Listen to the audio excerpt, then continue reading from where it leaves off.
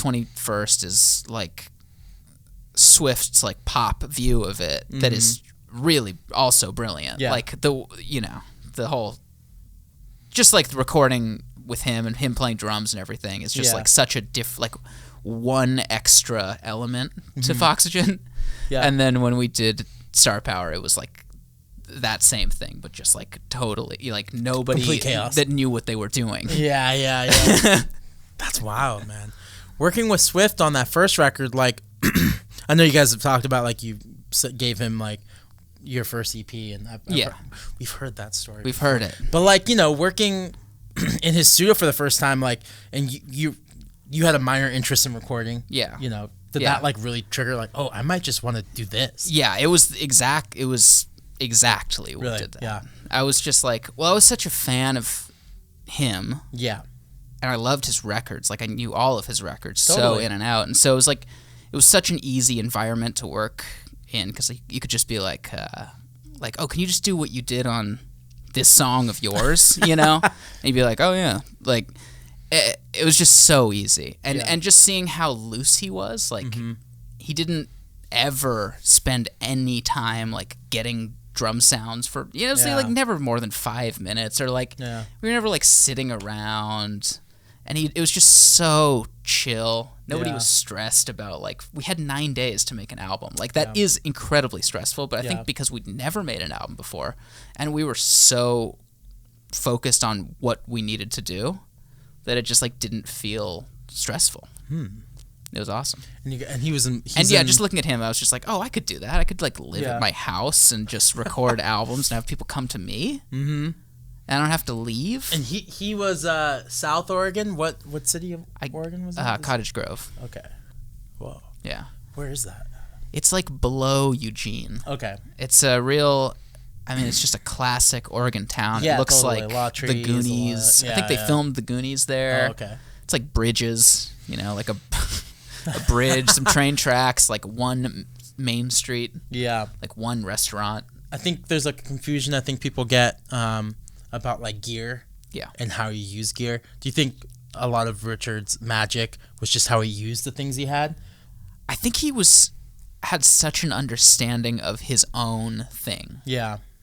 There was nothing fancy, but like he knew, like he just would put a, Cole's mic above the drum set, and like that's his drum sound. Yeah. Maybe a kick mic, but like when I do that, it doesn't sound like that. It's not like I've tried that. I'd be like, oh, I'm gonna do a Swift thing, and it's just like that's not it. Yeah. And I don't know how he did it. It was him. It was just like the magic of how he was using the pretty basic setup he had. What was the setup? It was like, I don't even remember. I mean, it was a Cole's mic going into, I don't know, something like a Tascam pre. He had a distressor. I don't know if he was using it. But I have no idea. There was a distressor, and then into Pro Tools. Like we didn't even use tape. Yeah. He mixed it, and then he just bounced it. It sounds like cassette. Tape. That's what's crazy. Yeah. Yeah. It's brilliant. Because we came in and I brought a 2-inch tape. I was like, we're going to record this on 2-inch. He had a 2-inch machine. And I was like, let's do it on the 16-track. And he was like, honestly, dude, it's going to take so much time. Yeah. Which I think was his way of just being like, I don't want to spend time like hooking up the cables to this machine. And like, and he was like, it's going to sound the same. And we were just like, okay.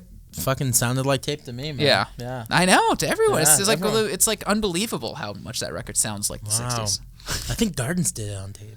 Yeah, they did tape. I think they did tape. They're one of the few. Gardens and Damien Jurado were like the big ones that he did on Swift tape records. Ooh.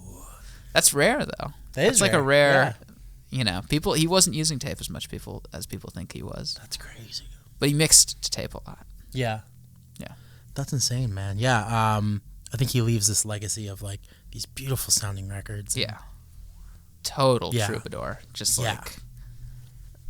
That it's last so thing they rare. put out of his too, oh, like God, all those tracks sound so fucking good. They're so good. He worked on that. Was he just sitting on that? Yeah, he was working on that for as long as I knew him. Like when I went up there, he played me.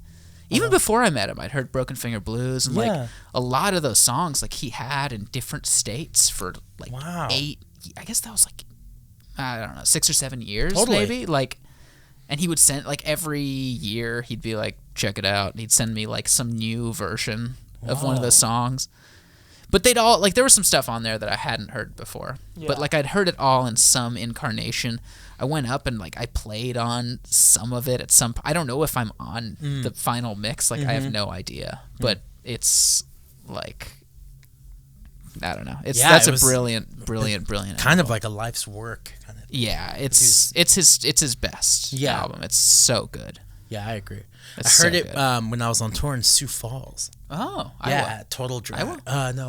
South Dakota. South Dakota. Yeah, we put Total Drag, and the guy was playing it. He was like, I don't know who this guy is, but I'm obsessed with it, and blah, blah, blah. I was like, oh, yeah, Richard's a legend, man. Like, look at all the other records you probably have in here. Like, you'll see his name on them. Yeah, he's a real genius. I think at some point there already is, but, like, it'll be like Harry Nilsson or something. Like, someone that maybe wasn't appreciated as much in their time by, like, the mass people, but, like, someone will place, like, Lady Luck in the right thing, and it will just blow. It'll just blow up. Just blow up. That's crazy. Nick Drake or something. My current bass player, he texts me, like, because I've talked about Richard Swift, like, on tour and stuff while we're listening to certain records.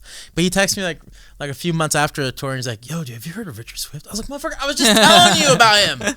Oh, it's really good. I'm like, yeah, it's really good. Maybe when I fucking told you months ago. Yeah, isn't that the worst? I know. Yeah. Call me on the phone.